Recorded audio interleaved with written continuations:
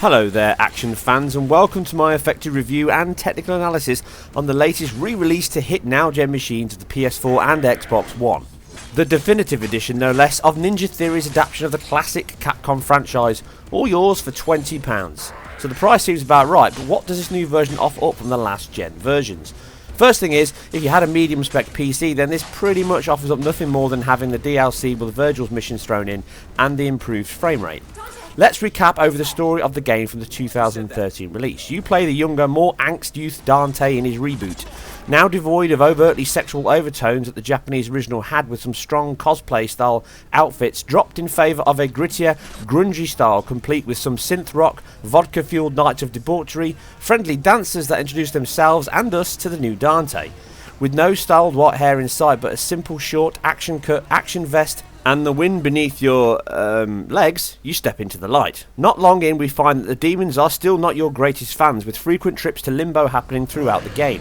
This being the underworld that you dip into and out of sometimes, needed to progress further in the stages. Being given a long but detailed tutorial section at the start, we learn the relevant base skills of our hero, along with his lost brother that we never knew of, Virgil. Realising that your mother and father, the mighty Spada, was slain by the demon king Mundus, who is controlling the world with pounds and pop, brainwashing the masses to dance to his beat, with our mission set to change the tempo and seek revenge for our parents' injustice. The story is not stunning, but it is good enough to offer up a decent level of interest to work through this demonic tale of revenge, with convincing enough voice work throughout the cast that varies from young and pretty. Doesn't smell too good. What's in the can? A compound I created based on an old Wiccan recipe. Sea salt, shark oil, iron shavings, desiccated squirrel semen, wolf hair. Good stuff. Go ahead. The house holds secrets. I found mine. Now it's your turn. How'll I get back? We'll take care of that. Just be careful. It's a pretty damn ugly. Son of the traitor Sparta. Dante. Him. He's still out there. The hunters will find him.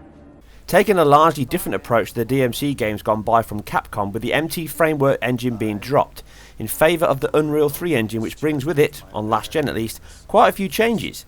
Devil May Cry 4 was a lovely clean looking game on last gen, 360 and PS3, that not only ran at 60 FPS like previous DmC games, but also sported a full 720 crisp resolution and 2x MSAA. This game is still now a very clean example of the last gen, with crisp detail on the gothic architecture in the game, helped by the faster 60 FPS update than DmC on the same machines.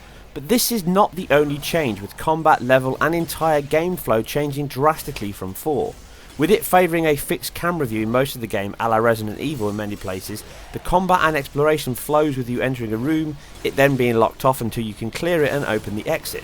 This helps keep the frame rate smooth and limit the view so that the fast frame rate can be kept at all times. Puzzles are another area that took a strong lead in Devil May Cry, with as much if not more pathfinding, puzzle solving as actual combat, meaning the flow of the game was steady and not rushed, even though at the time DmC was always known for its fast paced action. With the boss battles being extreme demon creatures that require a pattern learning, DmC turns a lot of this on its head, and even at the 30 FPS of last gen, it is a much more fast and frantic game, with less reliance on brain flexing as much as skull kicking. Puzzle sections are very much a limited side of the game, outside of using your heaven or hell weapon to traverse the environments, with the ability to pull out platforms or swing across chasms with a very subtle marker for where these are. Well, maybe not subtle anyway. But this allows the game to flow much faster, with an even greater emphasis on streaming cool combos together and juggling enemies with your sword, Arbiter Axe or Osiris Scythe, not forgetting your dual pistols, affectionately named Ebony and Ivory. By balancing these attacks into a flow, you can keep your combo counter running with the pistols, used to keep enemies high as you draw closer, swipe them up in the air, slicing them with your scythe or sword. Stringing these into an epic flow is very satisfying, with the use of left and right triggers for each, along with attack sequence and timing. It all adds to a simple to learn but yet hard to master approach that is more gratifying early on than previous games. This skill base is also extended to the map travel, with you having to link dash, pull and swing into sets that can take some time to learn, but all pays off as you extend your repertoire for each weapon as you collect orbs and spend them throughout the missions. with a solid narrative that, although cheesy with far too much teenage moodiness thrown in the game, does entertain and delivers a very satisfying hack and slash that will draw you in with simple attacks while you rack up the hours learning even more, hitting hidden challenge rooms for more bonus and skills. And it even comes with a Virgil DLC story add-on that allows you to use his alternative weapons across his own shorter story that, from the price, is a great set of value. But how much has changed from this on the last gen? As I say, aside PC. Well, not really a great deal outside of the single biggest one, frame rate. Now we see a return to the franchise roots with a 60 FPS returning for both machines, doubling the 30 we saw here from the 360 and PS3. The performance on 360 was very good overall, with gameplay staying at the 30 FPS target nicely throughout, with real-time cutscenes seeing the only real drops as heavy alpha transparency work hit, causing drops to low 20s, but these are rare. It hits the target well and in play is never a concern. Now, I will have my X1 and PS4 head-to-head up soon as my X1 copy arrives, but for now we have the PS4 version to see how the update fares. And as you can see, the 60 FPS is running well, with actions and cutscenes all running at the crisp 60 target with no drops present across a good run of over 5 minutes of footage. Mixing traversal, combat and cinematics, I record one dip when flipping from in-game scene to action, and again a couple more frames when zipping through a level, most likely a streaming issue. But over a 5-minute run we get a 59.98 FPS average across the range, with any dips again happening when saving or loading, mostly from cinematics and the like that do not affect gameplay.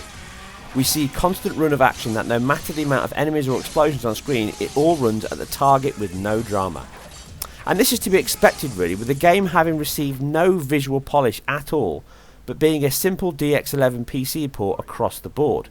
The textures are barely of a higher quality than 360, with only some sections on clothes or specular having a minimal higher quality. Some of this is helped from the jump up from 720 to a native 1080, but this also helps highlight how low quality most of the textures are, with roads, signs and screens all showing the last gen roots clear as day. Shadow maps are of a slightly higher quality along with shading, all looking identical to the top level PC release, but like then, they are not really a revolutionary change from the last gen console versions. With the higher resolution you can notice more aliasing on lighter reflection edges than on 360, but what looks to be the same FXAA solution used for anti-aliasing with less blur added from the over 2 times resolution increase. But numbers always sound more than they are, and in this case that is definitely true. Another odd change from the 360 to PS4 is that at least one of the scenes early on has been edited, with a lot of these sequences dropped from the new PS4 version. I will control the world through debt. I have absolute power. The world is at last your bitch. What's the matter? What's the matter? I have absolute power. The world is at last your bitch, as am I. Nothing left but to grab it by the hair, bend it over, and... What's the matter? What's the matter? Now, I'm not sure if this was just that it was a bit of a chance to edit out some cringy dialogue or add some form of censorship, i.e. Gamergate's influence, but if this also does not appear in the X1 version, as I suspect, then maybe some other scenes have seen the same editing room retention. But for my first 5 hours or so, I have not noticed any more changes, but if so, they do not really harm the story in any way. So with the performance having a decent increase, the visuals are far more disappointing, and again with it being an Unreal game engine, it also sports very low 2 or maybe even 4 times at best anisotropic filtering in play that seems to be a bit of a worry for many at this point. Now, my suspicion that the X1 version will probably have a better filter set than the PS4 on this, and maybe even not see the minor dips from above for the streaming issues. Now, my assumption is the Xbox One will also sport a native 1080 resolution as the PS4 version does, with the same performance lock but with the above improvements. The reason I think this is simple.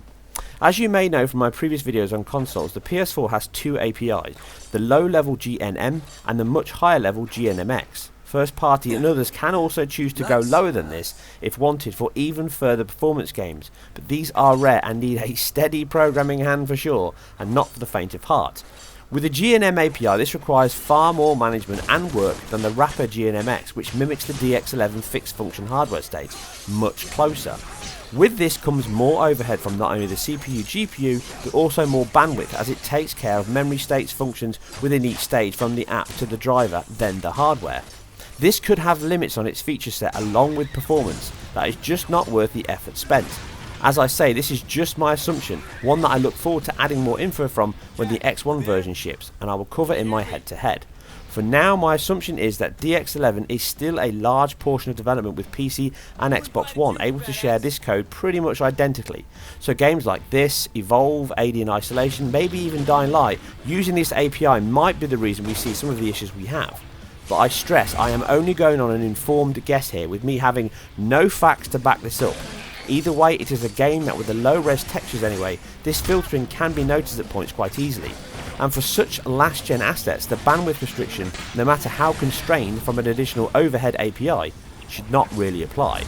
If you've never played this on last-gen or PC and are in the mood for a fun slash-em-up, then for the £20 or $35 price tag and extra DLC, it is a game I can certainly recommend. If you fall into the group who hated the destruction of Dante to emo goth, then this is not going to change that, 60 FPS or not. But the game has a good balance and design that will deliver many hours of enjoyment within its reasonably deep combat system. And I've certainly enjoyed every hour I've played so far, and more to come. As always, I hope you guys and girls enjoyed this, and if so, please hit that like and subscribe button. It really helps me immensely, and I appreciate each and every one of you that does. Leave your thoughts and feedback below. Be sure to check out my upcoming GDC videos and obviously my detailed head-to-head on this game across Xbox One and PS4, along with my Bloodborne spoiler-free review and detailed technical analysis. You guys and girls play hard, and I'll see you very soon on the next one.